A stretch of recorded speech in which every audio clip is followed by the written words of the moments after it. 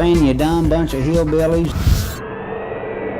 Hello and welcome to CNN's News of the Absurd. I'm Jared Bellini, and now that the holiday season is officially over, we can finally just stay away from cramped airplanes and crowded airports and, give our legs a little bit of a rest. But that's not the case for one pilot in Arizona who wouldn't dream of giving her legs a rest because she has no arms. It's full. Jessica Cox loves to fly, and the fact that she was born without arms doesn't stop her. Okay, today is the 2nd.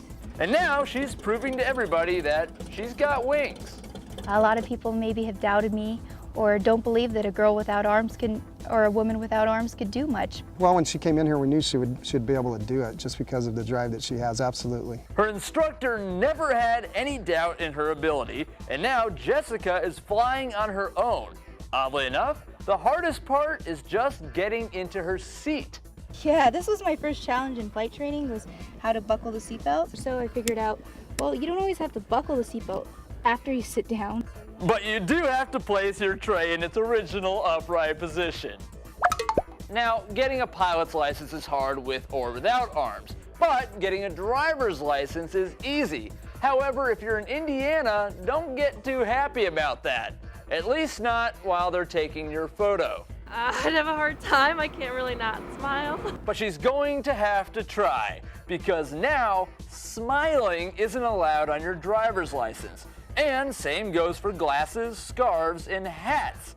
All thanks to a new facial recognition software meant to fight identity theft. So anything that would obstruct that permanent physical feature would then diminish the reliability and the effectiveness of the technology. Now, when trying to detect fraudulent license applications, workers will be able to closely compare new pictures with old pictures, also known as doing this.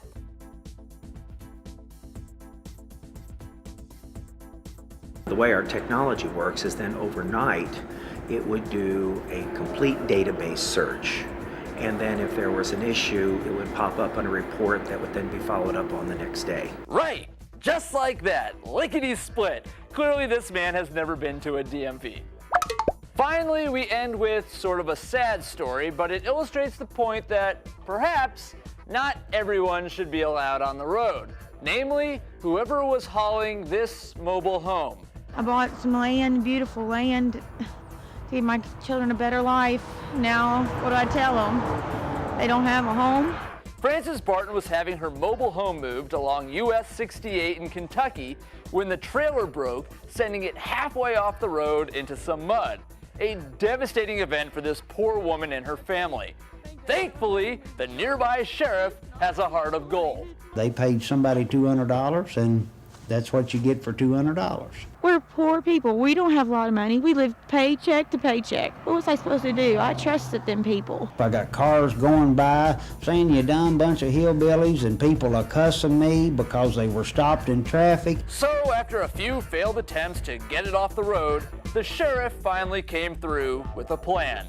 We're going to take 2 farm tractors with buckets on them, and we're going to try and scoot it off of the road. And the road was clear.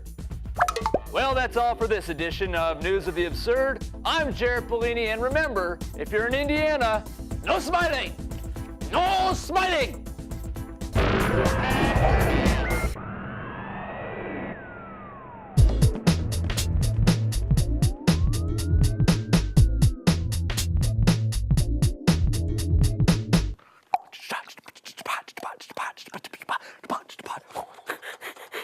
That's me blowing ping pongs up.